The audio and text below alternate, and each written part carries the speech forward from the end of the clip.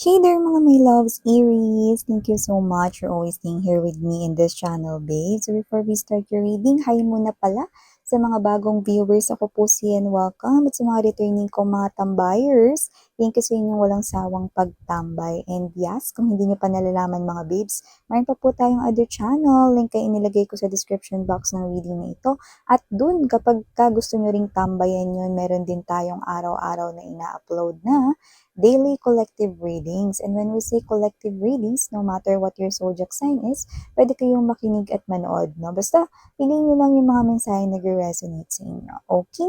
And yes, wala rin po tayo ditong gender. So, babae, lalaki, LGBT, welcome.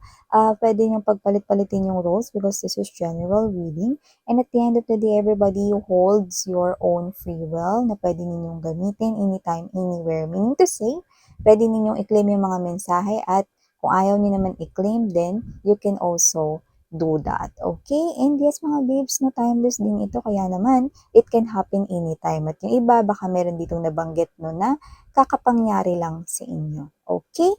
So let's go ahead and check these messages right here for you. Aries, thank you so much everyone. Thank you Archangel Michael, angels and guides, and even ancestors ng aking mga Aries people. Kung may cross-watchers dito si Aries, welcome ka rin, sweethearts. Kung meron naman ditong Aries placement sa kanilang birth or natal chart, welcome ka din. Basta just take only what resonates. So,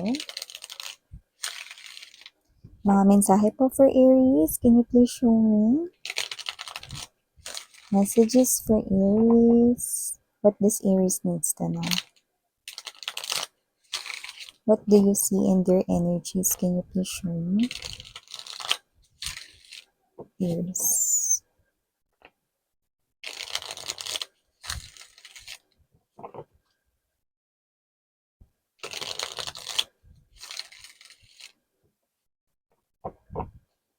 Okay, so let's go ahead and check these messages right here for you guys. So Aries, you do have here the Sun card energy. You also have here beautiful Three of Coins energy beside the Sun card. Okay. Temperance is andito din. Meron kayong two major arcanas already. We also have here Seven of Pentacles, so it's a kind of investment. Nine of Wands ay present din. Oh, you've got three major arcanas right here related with your manifestation, magicians here as well. Bottom of the deck, we've got the Eight of Wands. Nagtabi pa talaga Knight of Swords energy. Four of Cups ay nandito din, Aries. Yung iba nag-iisip dito, no, na parang feeling ninyo mga babes, no, gusto nyong magka-love life, pero sino? Huwag kayo masyado ma-pressure may parating. Yan, no, meron ako nakikita ditong parating at mabilis na itong papasok sa buhay ninyo. Yung iba, okay, kilala nyo na yan, pero hindi nyo pa alam na siya yun, no, yung makaka-next relationship nyo dito. Kaya naman, waitings ka lang dyan, konti lang naman yung i-waitings mo dahil ang energy niya, no, to combinations ng Knight of Swords energy and Eight of Wands. Meaning to say, mabilis yung pagkilos nito, no? At nakikita ko dito mga babes, papalapit na siya rito mga babes, no? Isang roller coaster na parang malabagyo dito, no? Sa inyo. Hindi para guluhin yung buhay mo, kundi para baguhin at gawing exciting ang buhay mo, no? So parang this is you, no? Na literal na ganito yung mararamdaman mo na parang ang sarap mabuhay, no? Ang sarap palang ma-in love. Yan, no, see, akalain mo, no, at nakikita ko na sasabihin mo yan, no, wala pa talaga, mga babes, no, probationary pa lang ng inyong pagkakasalamuha with this person here, you will definitely feel that vibe na gusto mo tong klase ng ganitong connection, friendship starting right here, everything is alright, no? Nagkakaroon ng smooth flowing sa inyong connection, lumalalim ang inyong samahan, paganda ng paganda. At nakikita ko rito, no, na hindi rin magtatagal ay mapupul kayo sa isa't isa. Huwag niyo i-jinx dahil hindi totoo sa reading ninyo rito, no, na porkit mabilis kayong magkakilala, no, at magkapalagayan ng loob, mabilis din mawawala.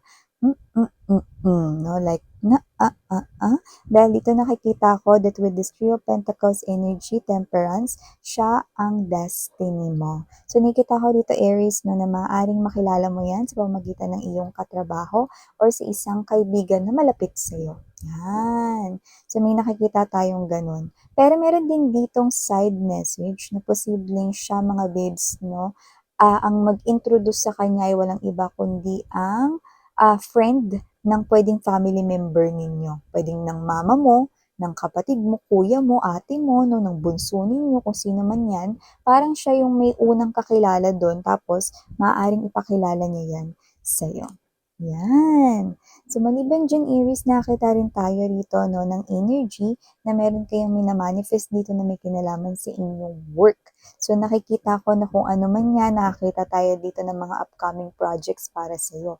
When we say upcoming projects, hindi lang naman yun para sa mga celebrity, okay? Ibig sabihin nun, no, kung ano man yung iyo ritong trabaho, nakakita tayo rito ng mga opportunities, no? Mga magagandang potential clients, no, at customers, no, na posible talaga na makikonek sa'yo rito. At ang maganda, maganda rin sila kausap, no? Sa presyuhan, sa bayaran, sa lahat ng kalidad, materyales na ginamit. By the way, kung naririnig ninyo, parang may nagpupukpuk sa labas, mga babes, no? Ito kasing aming neighborhood, marami kasing ginagawang houses dito. Yan. Kaya naman, please just bear with me. Yan. So, yun nga, no. Thank you so much sa inyong understanding. So, balik na tayo sa pinag-uusapan natin. So, nakita ko dito, no, na kung sino man yung mga energies dito, meron kayong minamanifest na maganda na parang gusto ninyong lumapit yung oportunidad sa kaperahan sa inyo. And now, you are like a magnet right here. I'm seeing you, no, not in a human form, but in a form of a magnet. It's you. Di ba, you yung itsura ng magnet kind of thing. So, it looks like this is you. You're attracting here potential opportunities because you want your money to grow. Yan, no? Bakit? Kasi para mas mapalago mo pa yan, you're seeing right here investments as well. Meron ka na rito na parang mga investments na nakita beforehand na posibleng dun mo gustong ilagay yung pera mo para yun ay mas yumabong, mag-expand or whatever. Okay? So, it could be any investment but it's legit and it's authentic. Okay? And aside from that, Aries, nakakita rin tayo rito, mga mahal, no, ng energy na ito ha, alam mo yung energy niya, nakikita ko na hindi ka naman niya rito dislike. Hindi rin naman niya ayaw sa'yo. Hindi ka rin naman niya binubuli. Pero hindi siya rito lumalapit at nakikipag-usap sa'yo. So ano yun, Miss Yan? So nakikita ko na kung sino man tong person na to, okay, hindi ko nakikita na nahihiya siya sa'yo. Hindi ko rin nakikita na buwisit siya sa'yo. At hindi ko rin nakikita rito, mga babes, na binubuli niya kayo rito. Pero nakikita ko rito na parang there's something about you that attracts him or her, no, to talk to you. But now, wala siyang ginagawa. So this person right here could be observing you. Maybe this is you, someone new, pwedeng sa work ninyo, baka may newbies, may bagong apply dyan sa trabaho. So parang kung tinitingnan ka niya rito, hindi dahil imbir na siya sa'yo, hindi dahil negative yung naiisip niya sa'yo, no, kundi parang iniisip niya, what's with this person? Kasi parang there's something wrong. Bakit why I keep on glancing kay Aries? Yan, no? There's something about you. And the answer is your energy. The type of energy you are bursting inside the room or inside your office, no, yun yung nagpapa-attract sa kanya rito. So, nakikita ko, no, na ngayon, di niya naiintindihan yon pa, pero nakikita ko sa mga susunod na araw, no, yung mga yon ay magkakaroon ng kasagutan na parang may intindihan niya rito. Si Aries pala is such a lively individual. Napaka-comforting pala kausap ni Aries, no? And after that, this person will find you really, really approachable, reliable, no, and someone here na pwede niya ritong maging support at pwede ring maging alliance model or friend, no? Like role model niya, no? So ngayon parang hindi niya maintindihan, ano ba meron dito sa person na to? O baka may bago kayong kakilala dito, pwedeng hindi ito sa work. Pero this person here keeps on glancing about you and the message is not clear. Kasi alam niya na hindi naman ito crush, hindi rin naman ito feelings, no? Hindi rin naman agad-agad ito na love. Dahil bagong kilala pa nga lang kayo. And eto nga yun. This person right here, no, is nakikita ko rito na interesado siya rito, no, na na malaman kung ano yun and what type of energy you are embodying. So, tingin ko, siya yung klase ng energy hindi pala nood nitong tarot or energy reading. So, hindi niya yun masyadong nagigets, no, in a clearer understanding. But here, okay, this is your energy, no? Pwedeng may energy ka kasing friendly ka and komportable kang kausap lalo na kapag nagkausap na ng ilang beses. Isa, dalawa, ganyan, no? May ganong klase ng energy. So, malalaman niya yan, no? Pagka nagkaroon na kayo ng interaction. Sa ngayon kasi parang um, medyo confused pa siya. Ano ba yun? Bakit parang hindi niya rin mawari ang sarili niya rito, tingin siya ng tingin sa'yo, whatever, ano ba daw yun? So, maliban diyan, nakita rin tayo dito ng energy Aries, no? Na mukhang meron din ditong nagma-manifest sa'yo. Ano yan, miss yan? Mina-manifest niya dito ang isang communication. Yan, no? Dapat daw matagal na nangyari tong communication na to eh. Yan, no? So, meron siyang ganong sinasabi. Parang dapat daw matagal na nangyari to eh. Kaso nga lang, posibleng nung time na yon mga babes, no? It's crucial. Pwedeng yun yung time na meron palang paalis or pupunta ng ibang malayong lugar, ibang bansa for work or other things to do, personal na kailangan ayusin, no? Tapos kayo din, parang it's not a perfect timing nung time na yun. Kasi parang sinasabi niya, yung pag-uusap na to, parang dapat noon pa to nangyari kind of thing. So, nakikita ko na posibleng itong pag-uusap na to is mangyari na ngayon, pero ang gagawa ng paraan ay walang iba kundi siya. Alam mo yung energy niya is someone here na pwedeng pinagkakatiwalaan mo, yeah, trusted one mo. So, yung energy niya rin is someone na mabait yung kanya ritong energy. So, mabuting tao ito. So, hindi ko nakikita na nagkaroon kayo ng samaan ng loob, pero meron siya ritong binabanggit na communication. Yan, iwan ko sa inyo yung malaking question mark na yan, ah. Binigyan niyo pa ako ng sakit ng ulo dito. You know? Hindi kasi niya rito sinabi, no? Parang medyo malihim din siya rito. And I think this person right here is not telling it sa kanya ritong closest friends, no?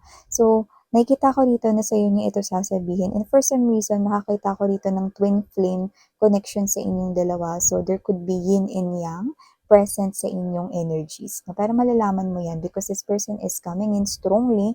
If not this December, honey, this person could be coming in, okay, January, February. Sa ngayon yung energy niya parang ang layo niya. Ano? Hindi sa gap ng inyo rito na connection, kundi malayo siya. Pwedeng nasa malayo siyang lugar ngayon or nasa ibang bansa siya. Ganun. Okay? Pero magkakausap kayo ng personal at nakikita ko na ito ay mangyayari kung hindi buwan ng Disyembre, pwedeng January or February ng 2025. Yan. So, maliban dyan, nakita rin ako rito ng energy mga babes, no? Na meron kayo ritong pagkakaabalahan, pagkakabisihan, na to the point na parang yung upuan, no, eh hindi nyo na maramdaman sa inyong puwet. So, ang maganda dito, no, kahit hindi kayo nauupo dito, nakikita ko kayong nag-e-enjoy. Kasi bukod sa naiisip ninyong marami kayong matatapos na trabaho, pwede rin na yung dahilan ng inyo ritong hindi pagkahapo, kahit na kanina pa kayo pabalik-balik, pag-aasikaso dito, punta rito, punta dun, no? So, pwedeng may negosyo kayo, yung work ninyo, maaaring busy kayo, no? Nakikita ko dito na happy ka. Kasi parang nasa isip mo, may mabilis kang matatapos dito or makakarami ka ng matatapos, no?